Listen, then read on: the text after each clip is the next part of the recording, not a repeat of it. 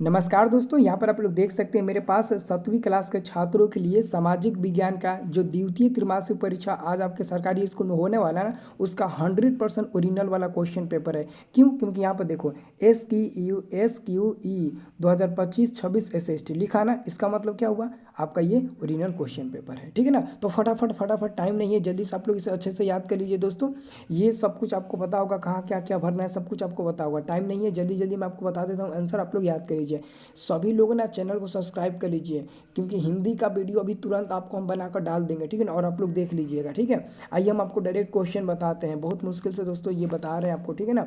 देखिए, पहला number question है, कोष्टक में दिए गए विकल्पों में से सही विकल्प चुनकर रिक्त स्थानों की पूर्ति कीजिए। ठीक है, पहला है राष्ट्रकूट पश्चिम दक्कन के शासक थे, तो यहाँ पर पश्चिमी दक्कन हो जाएगा।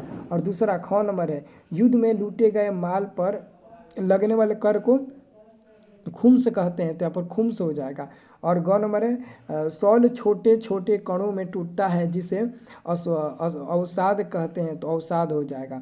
और अगला है, अधिक केंद्र से दूरी बढ़ने पर भूकंप की तीव्रता धीरे धीरे हो जाती है, तो कम हो जाती है दोस्तों।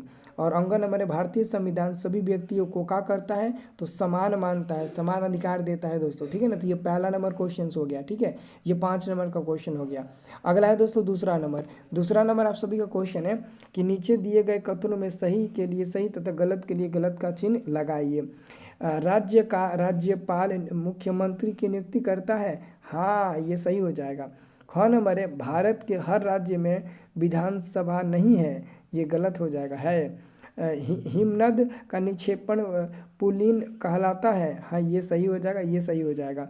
घ नंबर है, मोहम्मद बिन तुगलक प्रतिमा संपन्न सुल्तान था, तो ये भी सही हो जाएगा। हाँ, अंग नंबर है, अकबर का राजस्व मंत्री टोडरमल था, तो हाँ, ये सही हो जाएगा, ये सही हो जाएगा। ठीक है, तो ये दूसरा नंबर भी कंप्लीट हो गया। अब दोस्तों हम आपको तीसरा नंबर बताते हैं। तीसरा नंबर प्रश्न है कि स्तंभ अ का मिलान स्तंभ ब से कीजिए। स्तंभ अ का मिलान स्तंभ ब से कीजिए। ठीक है ना? ये स्तंभ अ हो गया, ये स्तंभ ब हो गया। पृथ्वी की भीतरी परत क्रोड हो जाएगा, पहला का क का 2 हो जाएगा। मन सरोदार जो होगा ना, ये कहाँ चला जाएगा दोस्तों? तो ये चला जाएगा पहला पर। ठीक है ना? पहला पर मुगलकांत का अधिकारी। जल प्रताप दोस्तों, नदी नदी का खड़े ढाल पल सैल पर गिरना। और डकतवार जो होगा ना, डकतादार जो होगा वो तीसरे पर चल जाएगा। सल्तनत काल का अधिकारी। ठीक है, और मानसून जो है वो मौसमी पवन हो जाएगा, 4 नंबर। ठीक है, तो ये तीसरा नंबर क्वेश्चन भी हम आपको बता दिए। अब अगला क्वेश्चन देखिए, अगला क्वेश्चन चौथा नंबर। चौथा नंबर क्वेश्चन है, निम्नलिखित प्रश्नों के उत्तर लगभग 20 शब्दों में दीजिए। 15 नंबर का है, 5 को क्वेश्चन है, प्रत्येक क्वेश्चन 3 नंबर का है। संविधान क्या है?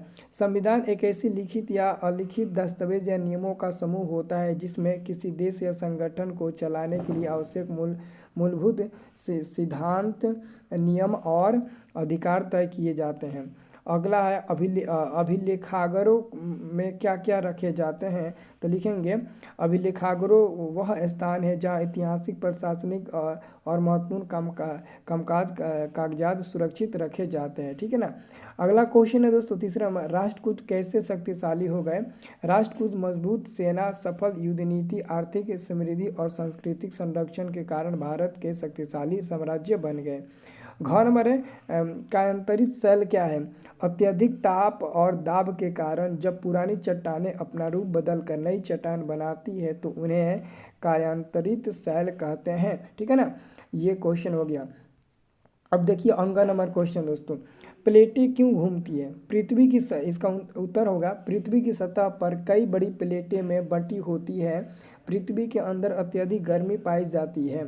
इस गर्मी में मेंटल में संवहन धारा बनती है। ये धाराएं प्लेटों को ढकेलती है और खींचती रहती है।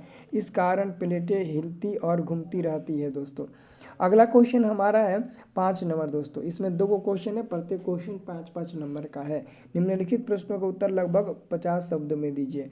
पृथ्वी की तीनों परतों के बारे में लिखें या फिर मौसम और जलवायु में अंतर लिखें। तो हम अथवा वाला लिखें, मौसम और जलवायु में अंतर। मौसम किसी स्थान की रोज बदलने वाली स्थिति है जिसमें तापमान, वर्षा, हवा और आर्द्रता शामिल होते हैं। यह कुछ घंटों या दिनों तक रहता है। वही जलवायु किसी स्थान के लंबे समय, लगभग 30 वर्षों या अधिक के मौसम का औसत है, और यह क्या होता है, और यह अस्थायी रूप से होता है। ठीक है ना, ये लिख दीजिएगा। अगला दोस्तों हमारा है ख नंबर दोस्तों। ख नंबर दोस्तों देखिएगा, जागीर से आप क्या समझते हैं, या फिर मुख्यमंत्री की नियुक्ति कैसे होती है। अथवा लिखे हैं, विधानसभा चुनाव के बाद जिस पार्टी को बहुमत मिलता है वह अपने विधायक दल का नेता चुनती है। राज्यपाल उस नेता को मुख्यमंत्री नियुक्त करता है। अगर कोई पार्टी बहुमत न ला सके तो राज्यपाल सबसे बड़ी पार्टी या गठबंधन के नेता को बुलाता है। नियुक्त होने के बाद मुख्यमंत्री को राज्यसभा में बहुमत साबित करना जरूरी होता है। दोस्तों ये हो जाएगा। उसके बाद दोस्तों आपका अगला क्वेश्चन है, ध्यान से देखिएगा। अगला आपका क्वेश्चन है 6 नंबर क्वेश्चन है, निम्नलिखित में से किसी एक प्रश्न का उत्तर लगभग 100 शब्दों में लिखिए। मुगलों की भू राजस्व व्यवस्था के बारे में विस्तार से बताएं, या फिर वायुमंडल के संघटक के बारे में लिखिए। तो हम दोस्तों लिखे हैं मुगल वाला लिखे हैं। मुगलों की भू राजस्व सबसे संगठित और विकसित मानी जाती है। अकबर के समय में राजा टोडरमल ने इसे सुव्यवस्थित किया। इसे जब्त प्रणाली कहा जाता था। इस व्यवस्था में पूरे राज्य की भूमि का सर्वेक्षण किया गया और खेतों की उपज के आधार पर कर तय किया गया, है ना।